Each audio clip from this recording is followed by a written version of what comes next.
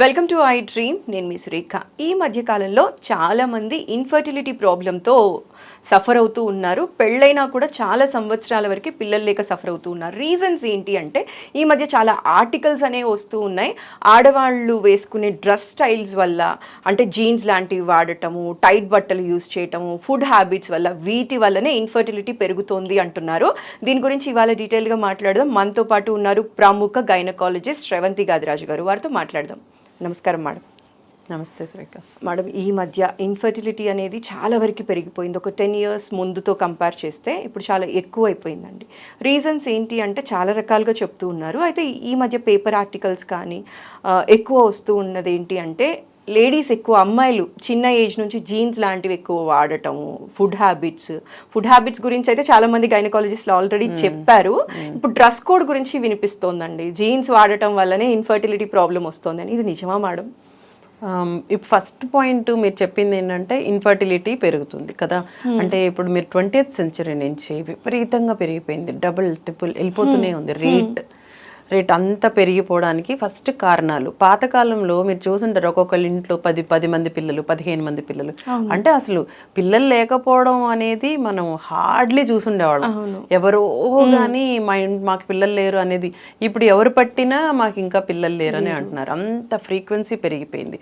So first of all life style అంటే మన జీవన విధానం. అంటే మనమే మనుషులమే ఇదంతా పాడు చేసుకున్నాం ఫస్ట్ మన జీవన విధానాన్ని.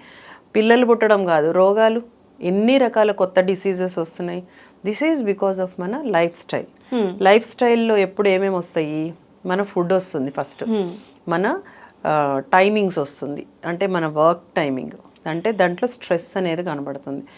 మీరు ఇప్పుడు అన్నట్లు డ్రెస్ అంత ఇంపాక్ట్ చేస్తుందా అండి? అది అసలు మనకి నిజంగానే డౌట్ వస్తుంది, డ్రెస్ ఇంపాక్ట్ చేస్తుందా అసలు నిజంగా? అది అంత పెద్ద సమస్య అన్నది నాకు అర్థం కాలేదు. అసలు షాక్ అయ్యానండి నేను ఆర్టికల్ చూసి. సో ఇక్కడ మీకు ఇన్ఫర్టిలిటీ అని అంటే లేడీస్ అని కాదు, ఇక్కడ కపుల్. ఇన్ఫర్టిలిటీ ఎప్పుడు కపుల్ అంటాం, అంటే ఆడ మగ కలిస్తేనే పిల్లలు ఇవ్వలేకపోవడం. సో ఆడవాళ్ళు ఎంతవరకు కారణం అవుతున్నారు, మగవాళ్ళు కూడా ఇక్కడ అంతవరకే కారణం అవుతున్నారు. ఎందుకు చెప్పదలుచుకున్నానంటే డ్రెస్ గురించి మాట్లాడుతున్నాం కాబట్టి.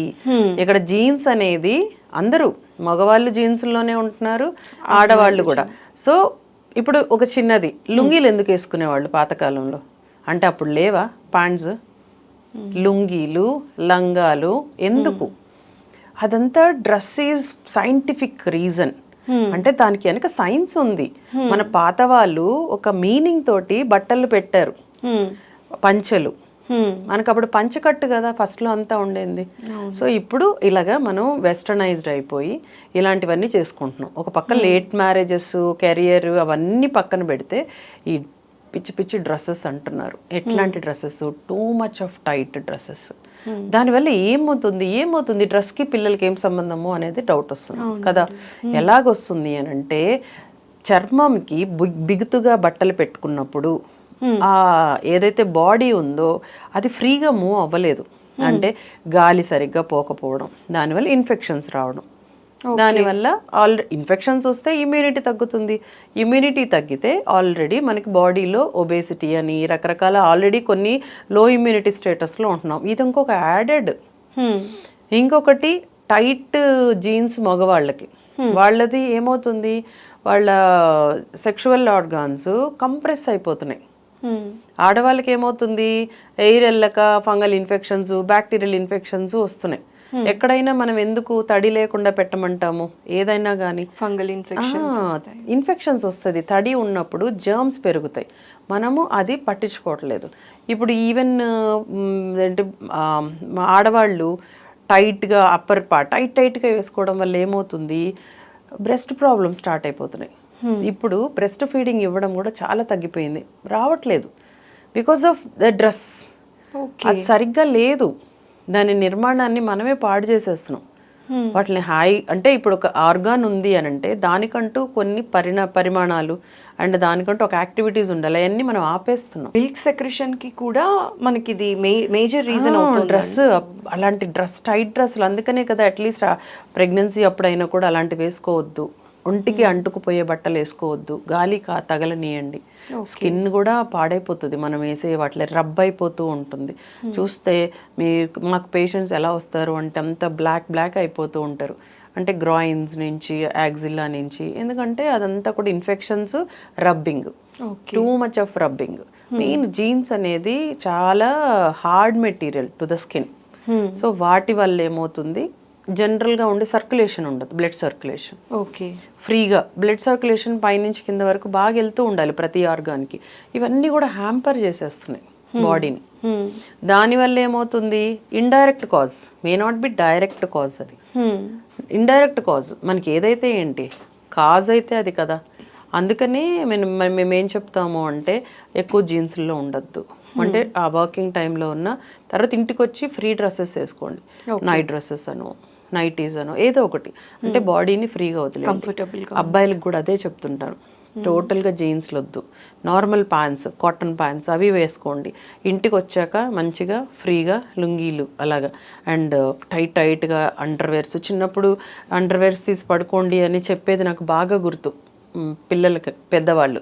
దానికంటూ ఇది ఒక కారణం, అంటే మంచిగా జర్మ్స్ లేకుండా ఉంటుంది అనమాట వాటికి ఏరేషన్ ఇస్తే.